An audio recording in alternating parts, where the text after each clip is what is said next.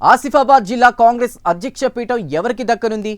ఆశావహుల దరఖాస్తులను స్వీకరించిన ఏఐసీసీ పరిశీలన బృందం వారి వ్యక్తిగత వివరాలు కూడా సేకరించింది. అంతేకాదు ఫైనల్ జాబితా కూడా ఢిల్లీకి పంపనుండడంతో ఆ జాబితాలో ఎవరి పేర్లు ఉన్నాయా అన్న చర్చ కూడా జోరందుకుంది. పారదర్శకంగా ఎంపిక ఉంటుందని పరిశీలకులు చెప్తున్నా జిల్లాలోని గ్రూపు రాజకీయాలు ఉత్కంఠ కలిగిస్తున్నాయి. ఎవరికి వారు ఢిల్లీ స్థాయిలో పైరవీలు చేస్తున్నారట.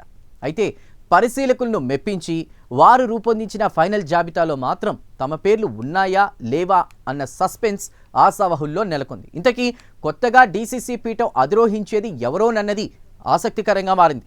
చివరకు జిల్లాకు కొత్త అధ్యక్షుడు వస్తారా, పాత అధ్యక్షుడే కొనసాగుతారా, కొత్త వారే వస్తే పార్టీని నడిపే సత్తా ఉంటుందా లేదా, అక్కడి రాజకీయ పరిణామాలు ఎలా ఉన్నాయి, ఆ వివరాలు ఈ స్టోరీలో చూద్దాం.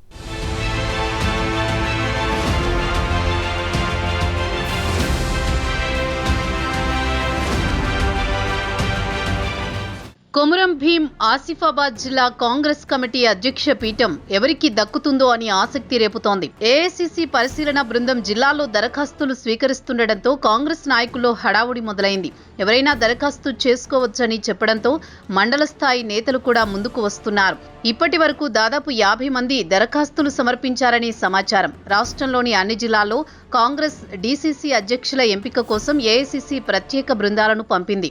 కొమురం భీం, ఆసిఫాబాద్, మంచిర్యాల జిల్లాలకు డాక్టర్ నరేష్ కుమార్ నేతృత్వంలోని బృందం చేరింది. పీసీసీ సమన్వయకర్తలు అనిల్ కుమార్, శ్రీనివాస్, జ్యోతి కూడా ఈ బృందంలో ఉన్నారు. ఈ బృందం పార్టీ శ్రేణులు, సాధారణ ప్రజలు, మీడియా మేధావులతో ముఖాముఖి సమావేశాలు నిర్వహిస్తూ అభిప్రాయాలు సేకరిస్తోంది.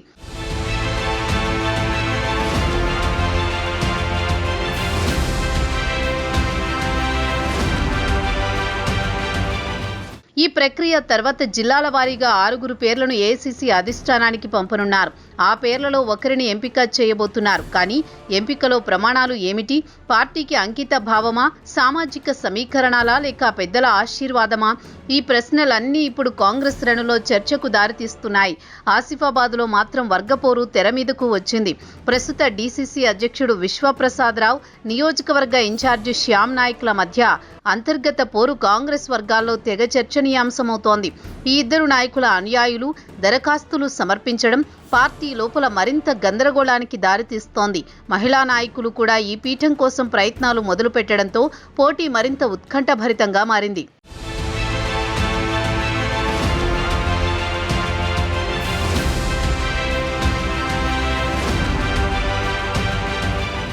మరోవైపు పాతవారికే పగ్గాలు పడతాయా, లేక కొత్తవారికి అవకాశం ఇస్తారా?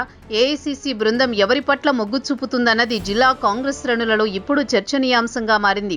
పారదర్శక ఎంపిక జరుగుతుందనే పరిశీలకుల హామీ ఉన్నా ఆఫ్ ది రికార్డులో మాత్రం పైరవీలు, గ్రూపులు, లాబియింగ్ మాటలు ఇంకా గట్టిగానే వినిపిస్తున్నాయి. అధికారిక దరఖాస్తులు పూర్తయ్యాయి. ఇప్పుడు మిగిలింది ఒక్కటే, హైకమాండ్ నిర్ణయం. జిల్లా కాంగ్రెస్ భవిష్యత్తు దిశను నిర్ణయించబోయే ఎంపిక ఎవరి పక్షాన సాగుతుందో తెలియాలంటే కొద్ది రోజులు ఆగాల్సిందే.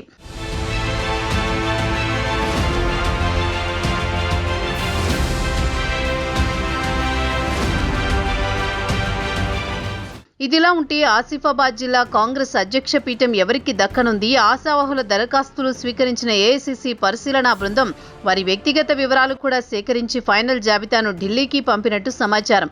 ఇంతకీ ఆ జాబితాలో ఎవరి పేర్లున్నాయన్న చర్చ జోరందుకుంది. మరి ఫైనల్ జాబితాలో ఎవరి పేరు ఉందన్న సస్పెన్స్ గా మారింది. ఇంతకీ కొత్తగా డీసీసీ పీఠం అధిరోహించేది ఎవరో అన్నది జిల్లా రాజకీయాల్లో హాట్ టాపిక్ అయింది. మరి జిల్లాకు కొత్త అధ్యక్షుడు వస్తారా, పాత అధ్యక్షుడే కొనసాగుతారా, కొత్తవారే వస్తే పార్టీని నడిపే సత్తా ఉంటుందా అన్న ప్రశ్నలు తలెత్తుతున్నాయి. చూడాలి మరి కొమురం భీం జిల్లా కాంగ్రెస్ పగ్గాలు ఎవరు చేపడతారో.